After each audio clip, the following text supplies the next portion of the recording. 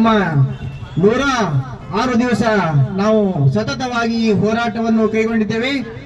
ನಮ್ಮ 106 ದಿವಸ ಈ ಹೋರಾಟದ ನಿಮಿತ್ತವಾಗಿ ನಾವೇನ್ ಮಾಡಿದ್ವಿ ಅದನ್ನೇ ಇವರು ಈ ನಾಟಕದ ಮುಖಾಂತರ ಪ್ರಸ್ತುತಪಡಿಸುತ್ತಾರೆ. ಆ ಕಲಾ ತಂಡಕ್ಕೆ ನಮ್ಮ ವಿಜಯಪುರ ಜಿಲ್ಲೆಯಿಂದ ಕೋಟಿ ಕೋಟಿ ಧನ್ಯವಾದಗಳನ್ನು ಅರ್ಪಿಸ್ತಾರೆ. ನಾವು ಮುಂದೆ ಈ ಒಂದು ಸಂದರ್ಭದಲ್ಲಿ ನಮ್ಮ ಈ ಕಲಾ ತಂಡವನ್ನು ಉದ್ದೇಶಿಸಿ ನಮ್ಮ ಹಿರಿಯ ಹೋರಾಟಗಾರರಾದಂತ ಭಗವಾನ್ ರೆಡ್ಡಿ ಸರ್ ಈ ವೇದಿಕೆಯನ್ನು ಉದ್ದೇಶಿಸಿ ಮಾತಾಡ್ಬೇಕಂತ ಕೇಳ್ಕೊಳ್ತಾ ಇದ್ದೀನಿ.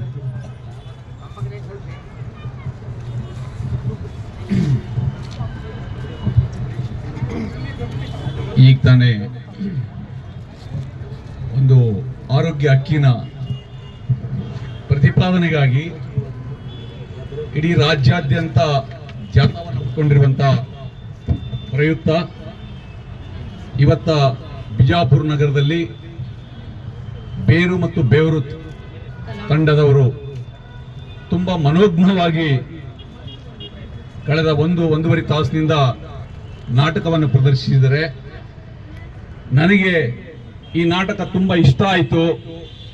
ಕಲಾವಿದರು ಜನಗಳಿಗೆ ಅವರೇನು ಸಂದೇಶ ಕೊಡ್ಬೇಕಂತ ಅಂದ್ಕೊಂಡಿದ್ರು ಆ ಸಂದೇಶವನ್ನ ಕೊಡ್ಲಿಕ್ಕೆ ಸಾಧ್ಯ ಆಗಿದೆ ಅಂತ ನನಗೆ ಅನಿಸ್ತಾ ಇದೆ.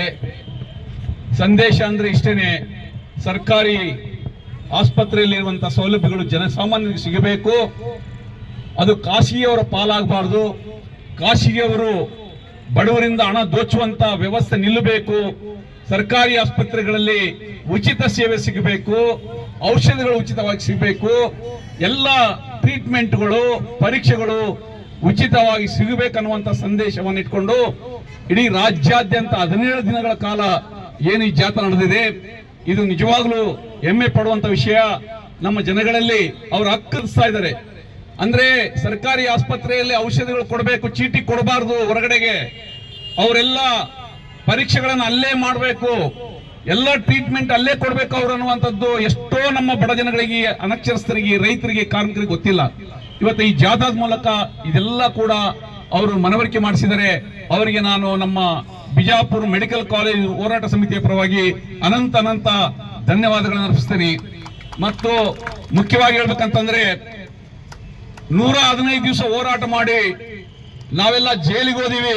15 ದಿವಸ ಜೈಲಿನಲ್ಲಿದ್ದು ಬಂದ ನಂತರ ನಾವು ಜೈಲಿನಲ್ಲಿದ್ದಾಗನೇ ಇಲ್ಲಿ ಮುಖ್ಯಮಂತ್ರಿಯವರು ಹೋದ ತಿಂಗಳ 9ನೇ ತಾರೀಕು ಶ್ರೀಮಾನ್ ಸಿದ್ದರಾಮಯ್ಯ ಸಾಹೇಬರು ಬಿಜಾಪುರಿಗೆ ಬಂದಾಗ ನಾವು ಬಿಜಾಪುರ್ನಲ್ಲಿ PPP ಮಾದರಿಯನ್ನ ಕೈ ಬಿಟ್ಟಿದೀವಿ, ಸರ್ಕಾರಿ ಮೆಡಿಕಲ್ ಕಾಲೇಜನ್ನ ಜಾರಿ ಮಾಡ್ತೀವಿ ಅಂತೇಳಿ ದರ್ಬಾರ್ ಕಾಲೇಜ್ ಮೈದಾನದಲ್ಲಿ ಸಾವಿರಾರು ಜನಗಳ ಎದುರುಗಡೆ ಘೋಷಣೆಯನ್ನು ಮಾಡಿದರೆ ಅದನ್ನ ನಾವು ಹೋರಾಟ ಸಮಿತಿಯಿಂದ ಸ್ವಾಗತಿಸ್ತಾ ಇದ್ದೀವಿ.